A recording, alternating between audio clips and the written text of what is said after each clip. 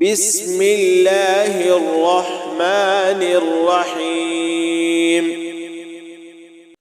إن الذين آمنوا والذين هادوا والنصارى والصابئين من آمن بالله واليوم الآخر وعمل صالحا فلهم أجرهم عند ربهم ولا خوف عليهم ولا هم يحزنون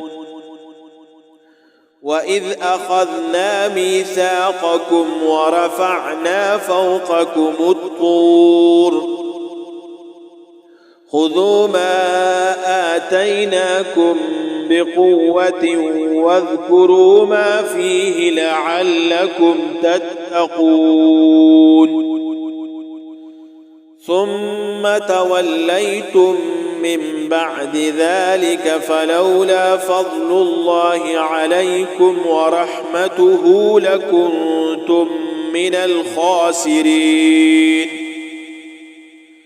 ولقد علمتم الذين اعتدوا منكم في السبت فقلنا لهم كونوا قردة خاسئين فجعلناها نكالا لما بين يديها وما خلفها وموعظة للمتقين